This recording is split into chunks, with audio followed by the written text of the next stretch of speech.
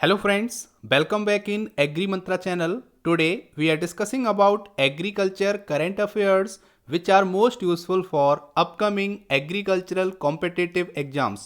Friends, आज हम बात करेंगे 9 अक्टूबर से लेके 19 अक्टूबर तक के इम्पोर्टेंट एग्रीकल्चर करंट अफेयर्स जो एग्जाम के पॉइंट ऑफ व्यू से काफ़ी इम्पोर्टेंट रहने वाले हैं, इसलिए वीडियो को एंड तक जरूर देखना। उससे पहले एक इन्फॉर्मेशन, अगर आप एग्री मंत्रा चैनल के सोशल मीडिया प्लेटफॉर्म से अभी तक नहीं जुड़े हैं तो जुड़ सकते हैं। वहां पर आपको latest agriculture current affair dose, PDF notes और इंपॉर्टेंट वीडियोस के लिंक अवेलेबल होते रहते हैं।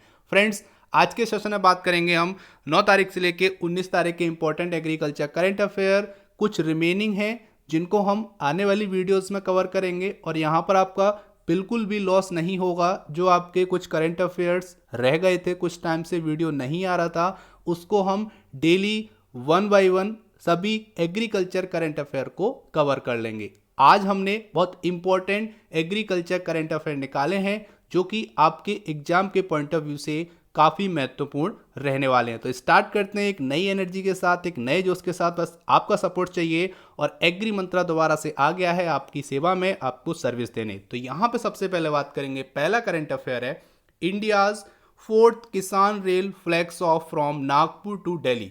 जैसा कि आपको पता है अभी तक केवल 3 किसान रेल थी जो इंडिया में ऑपरेटिंग अभी हैं, ऑपरेट कर रही हैं। अब यहाँ पर एक चौथी किसान रेल भी लॉन्च हो चुकी है। जानेंगे इसके बारे में डिटेल में, किसने इसको फ्लैग ऑफ किया है, कितनी डेट को ये फ्लैग ऑफ हुई थी, सारी इंफॉर्मेशन आने वाली स्लाइड में। सेकंड इंपॉर्टेंट करंट अफेयर है minister of state for agriculture Parshottam Rupala launches Ayushman Sahakar scheme today. तो यहाँ पे बात हो रही है मिनिस्टर ऑफ स्टेट जो कि पुरुषोत्तम रूपाला हैं, उन्होंने यहाँ पर आयुष्मान सहकार लॉन्च किया है। इस प्रोग्राम के तहत जानेंगे कितने रुपीस का यहाँ पर फंडिंग किया गया है और इस सहकार के आने से किस फील्ड को, किन लोगों को हेल्प मिलेगी, सारी इंफॉर्मेशन आने वाली स्लाइड में। वीडियो बहुत इंपॉर्टेंट रहने वाला है क्योंकि यहाँ पर हमने जो बहुत इंपॉर्टेंट एग्रीकल्चर करंट अफेयर है उनको यहाँ पर कवर किया है। और लास्ट और इंपॉर्टेंट थर्ड करंट अफेयर,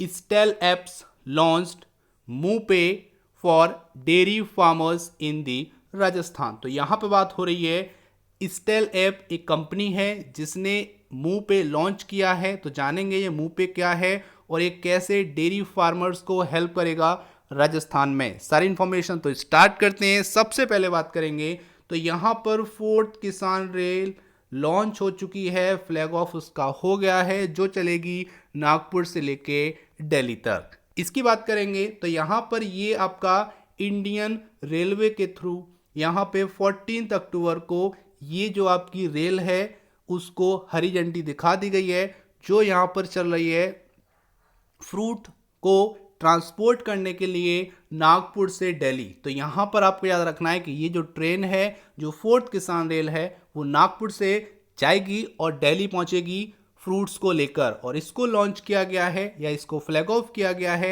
14 अक्टूबर। आपको डेट याद रखनी है। बाकी अभी मैं सभी किसान रेल की आपको डेट और कहाँ से लेके कहाँ तक जाएगी सारी इंफॉर्मेशन देने वाला हूँ। आगे बात करेंगे, union road transport minister Nitin Gadkari flagged off Kisan rail carrying oranges from Nagpur. तो यहाँ पे हरी झंडी दिखाई है हमारे प्रेजेंट के union road transport minister Nitin Gadkari ji ने, जो कि ट्रेन में ऑरेंजेस ट्रांसपोर्ट किए गए नागपुर से दिल्ली के लिए। ये आपको याद रखना है। ये मिनी रैक है जिसमें 10 पार्सल वैन होंगे जो आपकी आदर्श नगर स्टेशन, ठीक है, न्यू दिल्ली आदर्श नगर स्टेशन पहुंचेगी। जहां पर बात करेंगे तो सेंट्रल इंडिया से जो ऑरेंज बेल्ट है वहां से आपको जो ऑरेंजेस हैं वो दिल्ली में देखने को मिलेंगे with the help of Kisan rail. आगे यहाँ पे बात की गई है एट प्रेजेंट 3 अदर किसान रेल ऑपरेटिंग हैं, जिसमें देवलाली महाराष्ट्र से चलेगी दानापुर बिहार, जिसके बारे में भी डिटेल में हम आपको बताएंगे। सेकंड आपका अनंतपुर से न्यू दिल्ली जाएगी। तीसरी जो किसान रेल है वो केएसआर बेंगलुरु से हजरत निजामुद्दीन दिल्ली के लिए ऑपरेट हो रही हैं, जो फ्रूट और वेजिटेबल को वन स्टेट से अनदर स्टेट में ले जा रही हैं, ट्रांसपोर्ट कर रही हैं, जिससे फार्मर्स को बेनिफिट मिल रहे हैं। यहाँ पे बात करेंगे तो गवर्नमेंट ने अनाउंस भी किया था कि 50% की सब्सिडी यहाँ पर प्रोवाइड की जाएगी ऑन दी ट्रांसपोर्टेशन कॉस्ट। तो यहाँ पे जितनी भी ट्रांसपोर्टेशन कॉस्ट आएगी उसका 50% subsidy government of India provide करेगी और जिससे डायरेक्टली फ़ायदा होगा किसानों को। आगे यहाँ पे जो नोटिफाइड फ्रूट हैं जिनको ट्रांसपोर्ट किया जा सकेगा with the help of Kisan rail, जिन पे आपके इंक्लूड हैं banana, guava, mango, citrus, pineapple, pomegranate, papaya, jack fruit और जितने भी आपके वेजिटेबल है जैसे onion, potato, tomato, french bean, brinjal, capsicum, carrot, cauliflower और ओकरा। ये आपके वेजिटेबल्स और फ्रूट की लिस्ट है जिनको आप इजीली ट्रांसपोर्ट कर पाएंगे वन प्लेस टू अनदर। अब यहाँ पे बात आती है इसकी हिस्ट्री के बारे में, थोड़ा सा और जानेंगे किसान रेल के बारे में कि सबसे पहले किसान रेल किस डेट को लॉन्च हुई थी, ये भी आपको जानना बहुत जरूरी है। तो यहाँ पे बात करेंगे तो फर्स्ट किसान रेल इंट्रोड्यूस हुई थी जो कि मिनिस्ट्री ऑफ रेलवे ने इंट्रोड्यूस किया था, जो चलाई गई थी देवलाली महाराष्ट्र से दानापुर बिहार। ये आपको याद रखना है, जो कि 7 अगस्त 2020 7 अगस्त 2020 को पहली भारत की किसान रेल को हरी झंडी दिखाई गई थी, ये आपको पता होगा। तो सबसे पहले बात करेंगे तो आपको यहाँ पर अभी तक याद रखना है कि 4 किसान रेल आज के टाइम तक चल रही है इंडिया में, जिसमें जो पहली किसान रेल है, मैं थोड़ा सा आपको ओवरव्यू जल्दी से दे देता हूं, बहुत इंपॉर्टेंट है। पहली जो किसान रेल है उसकी बात करेंगे तो पहली किसान रेल लॉन्च हुई थी आपकी 7 अगस्त 2020। तो 7 अगस्त 2020 को पहली किसान रेल को हरी झंडी दिखाई गई जो कि देवलाली महाराष्ट्र से दानापुर बिहार जाएगी। या फिर यहाँ पे आगे बात करेंगे तो यहाँ पर है दूसरा जो सेकंड किसान रेल है उसकी बात कर लेते हैं। तो वो आपकी 9 सितंबर को हरी झंडी दिखाई गई थी 9 सितंबर 2020 को, जो आपकी अनंतपुर से न्यू दिल्ली जाएगी, जिसको इंट्रोड्यूस किया था, फ्लैग ऑफ किया था आंध्र प्रदेश के सीएम जगन मोहन रेड्डी जी ने और हमारे union agriculture minister Narendra Singh Tomar ji ने। और ये जो आपकी रेल है ये साउथ इंडिया की पहली और कंट्री की दूसरी रेल थी, ये आपको याद रखना है। थर्ड आपकी जो ट्रेन है जो कि किसान रेल है वो यहाँ पर चलाई गई थी 19 सितंबर को। 19 सितंबर को भारत की तीसरी किसान रेल जिसको हरी झंडी दिखाई गई, जो केएसआर बेंगलुरु से हजरत निजामुद्दीन न्यू दिल्ली के लिए चलाई गई थी। और चौथी जो कि आज हम बात कर रहे हैं, इसकी बात कर रहे हैं, तो ये चलाई गई है आपकी 14 अक्टूबर 2020 को, जो जाएगी ये भी जान लेते हैं कहाँ से कहाँ जाएगी, तो ये जाएगी नागपुर से दिल्ली। ये काफ़ी इंपॉर्टेंट है क्योंकि यहाँ से डेट से क्वेश्चन आ सकते हैं और कहाँ से कहाँ तक ट्रेन जाएगी यहाँ से भी क्वेश्चन आ सकते हैं, क्योंकि आईबीपीएस आरआरबीएसओ में भी एग्रीकल्चर स्कीम से, एग्रीकल्चर करंट से काफ़ी क्वेश्चन देखने को मिले हैं जो कि आप वीडियोस में देख चुके हो। इसलिए अब यहाँ पर हमारा फोकस होगा कि एग्रीकल्चर करंट को और अच्छे से डीपली पढ़ा जाए, उस पर फोकस किया जाए, क्योंकि एग्जाम के पॉइंट ऑफ व्यू से चाहे वो नाबार्ड हो, आरआरबीएसओ हो, एएफओ हो, एसबीआई हो, हर पॉइंट से इंपॉर्टेंट बन जाता है एग्रीकल्चर करंट अफेयर। इसीलिए आपको फोकस के साथ देखने की रिक्वायरमेंट है। आगे चलते हैं, उससे पहले अगर आपको वीडियो पसंद आ रही है, हेल्पफुल लग रही है, तो वीडियो को अभी लाइक करो और ज़्यादा से ज़्यादा इस वीडियो को शेयर करो ताकि सभी स्टूडेंट तक ये वीडियो पहुंच सके। आज की वीडियो का टारगेट है केवल और केवल 300 लाइक्स का। अगर आपको वीडियो पसंद आए तो वीडियो को लाइक ज़रूर करना ताकि हमको मोटिवेशन मिले और जल्दी जल्दी आपके लिए वीडियो लाते रहें जो कि आपके एग्जाम के पॉइंट ऑफ व्यू से और general level point of view से आपको इम्पोर्टेंट मिले। सबसे पहले बात करेंगे यहाँ पर दूसरा current affair. Minister of state for agriculture Parshottam Rupala launches Ayushman Sahakar, जो कि आज के दिन इसको लॉन्च किया गया है, जो किया है minister of state Parshottam Rupala ji ने। जान लेते हैं इसके बारे में। तो यहाँ पर बात हो रही है कि ये जो आपका आयुष्मान सहकार प्रोग्राम है, स्कीम है, इसको 19 अक्टूबर 2020 मतलब आज के दिन लॉन्च किया है। ठीक है, नाम है आयुष्मान सहकार स्कीम, जो हेल्प करेगा cooperative contribute to creation of health care infrastructure. ये हेल्प करेगा जितने भी आपके कोऑपरेटिव सोसाइटी हैं उनको यहाँ पर फंडिंग प्रोवाइड की जाएगी ताकि वो हेल्थ केयर इंफ्रास्ट्रक्चर को डेवलप कर सकें कंट्री में, जो कि किसके अंडर होगा, national cooperative development corporation NCDC के अंडर में ये फंडिंग यहाँ पे प्रोवाइड की जाएगी। अब फंडिंग की बात आती है तो 10,000 करोड़ रुपए का यहाँ पर फंडिंग प्रोवाइड किया जाएगा, इतना आपको पता रखना है। अब यहाँ पे बात आती है तो अभी तक 52 कोऑपरेटिव सोसाइटी ऐसी हैं इंडिया में जो हेल्थ सेक्टर में वर्क कर रही हैं और उनकी ग्रोथ काफ़ी अच्छी है। अगर हम बात करेंगे कोऑपरेटिव सोसाइटी के थ्रू कितने बेड हैं ओवरऑल इंडिया में जो कि लोगों के लिए वर्केबल हैं, वो आपके हैं 5000। तो 5000 बेड हॉस्पिटल्स में कोऑपरेटिव सोसाइटीज़ रन कर रही है। उनका पूरा जितना भी फंडिंग है वो कोऑपरेटिव सोसाइटी के थ्रू हो रहा है, ये यहाँ पर आपको याद रखना है। अब यहाँ पे बात आती है कि एनसीडीसी सेटअप हुआ था मिनिस्ट्री ऑफ एग्रीकल्चर के अंडर में 1963। मतलब यहाँ पर है कि मार्च 13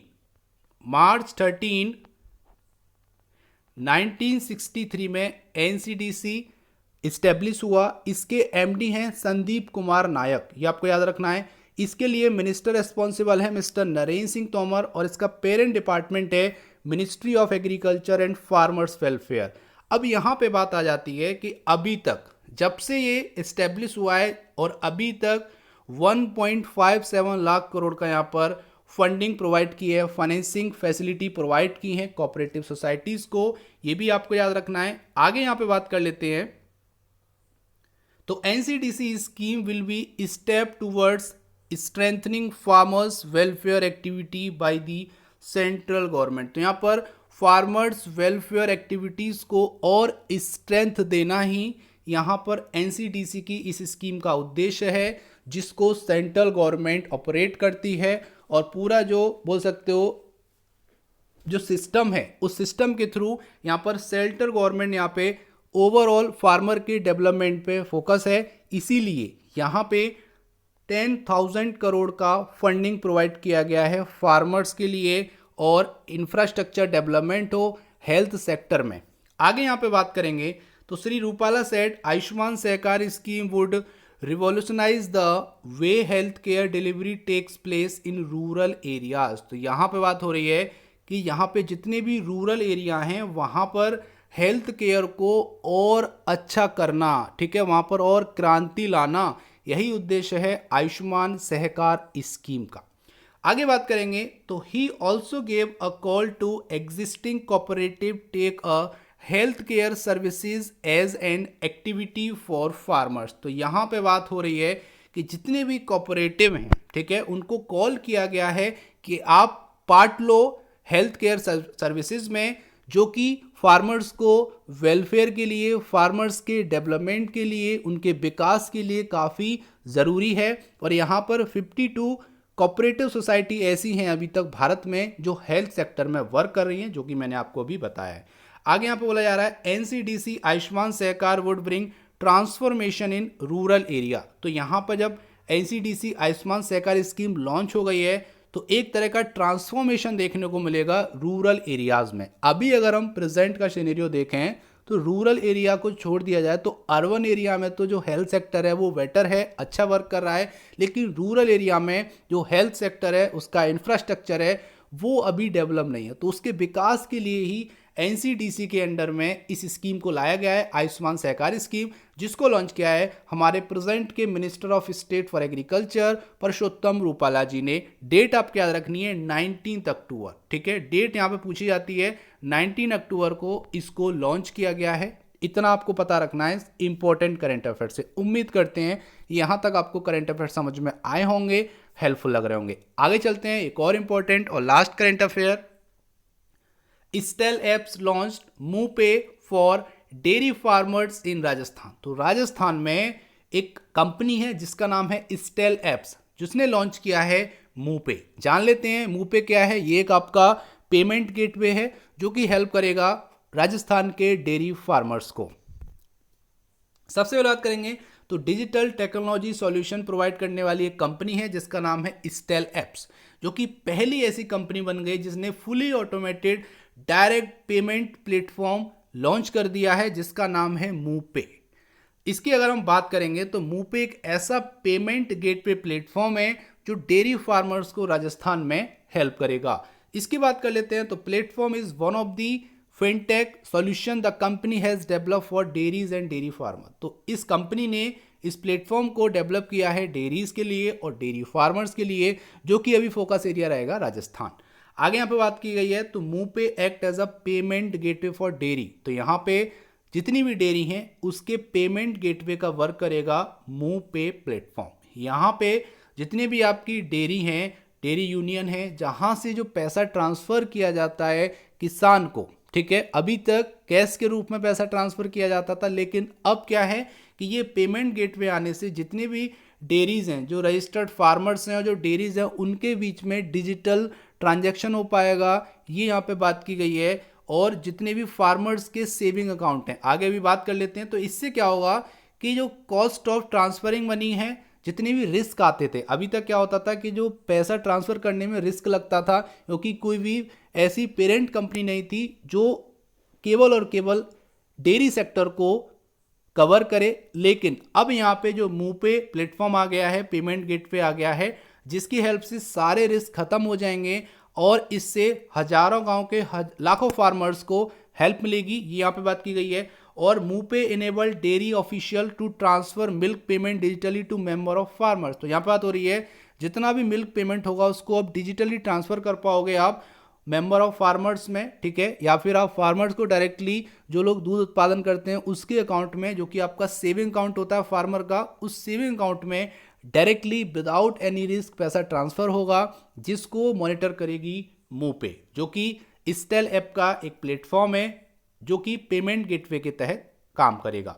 यहां पे बात किया गया तो स्टेल ऐप ने लॉन्च किया था मूपे को राजस्थान के भीलवाड़ा डिस्ट्रिक्ट में अक्टूबर 15। डेट आपको याद रखनी है, 15 अक्टूबर को इसको लॉन्च किया गया, जो कि बहुत इंपॉर्टेंट है। डेट यहां से पूछी जा सकती है, इसीलिए आपके माइंड में डेट हमेशा याद रहनी चाहिए।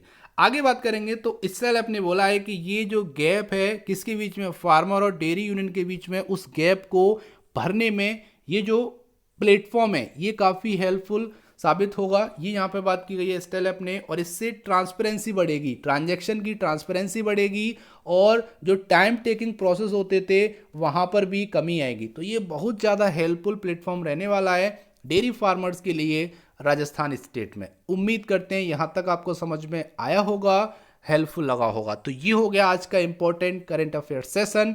अगर वीडियो पसंद आए तो जल्दी से लाइक करो, क्योंकि आज का टारगेट है 300 लाइक्स का। तो वीडियो को लाइक कर दो। अब चलते हैं आज के प्यारे से क्वेश्चन की तरफ। उससे पहले बात करेंगे पिछले वीडियो में पूछे गए क्वेश्चन के आंसर के बारे में। तो क्वेश्चन था what country produces the most fish. तो यहाँ पे बात हो रही है वर्ल्ड में कौन सा ऐसा देश है जो सबसे ज्यादा फिश प्रोड्यूस करता है एनुअली। तो आपका आंसर है टर्की। तो टर्की ऐसा देश है सबसे ज्यादा फिश प्रोड्यूस करता है। अब बात करेंगे आज के प्यार से क्वेश्चन की तरफ। तो क्वेश्चन है परंपरागत Krishi Vikas Yojana traditional farming improvement programme was launched in which year. तो यहाँ पे बात हो रही है कि परंपरागत कृषि विकास योजना किस वर्ष लॉन्च हुई थी, स्टैब्लिश हुई थी। ये आपको बताना है कि ये जो योजना है वो किस वर्ष इस योजना को भारत में लाया गया था। इसका आंसर आपको कमेंट बॉक्स में लिख के भेजना है। तो उम्मीद करते हैं इसका आंसर आपको आता होगा। तो जल्दी से टाइप कीजिए आंसर और भेज दीजिए हमारे चैनल पर। हम आपके वैल्यूएबल कमेंट का बेसब्री से इंतजार कर रहे हैं। तो ये था आज का इंपॉर्टेंट सेशन। उम्मीद करते हैं सेशन पसंद आया होगा। अगर आपको कोई क्वेरी है तो कमेंट सेक्शन में जाके आप बता सकते हैं, और वीडियो पसंद आई है तो वीडियो को लाइक कर सकते हैं, ताकि हमको मोटिवेशन मिले और ऐसे ही वीडियो आपके लिए जल्दी जल्दी लाते रहें। तो ये था आज का इंपॉर्टेंट सेशन। इसका PDF आपको हमारे टेलीग्राम चैनल और व्हाट्सएप ग्रुप पे मिल जाएगा, जिसकी लिंक डिस्क्रिप्शन बॉक्स में दे दी है। So thank you for watching. जय हिंद, जय भारत।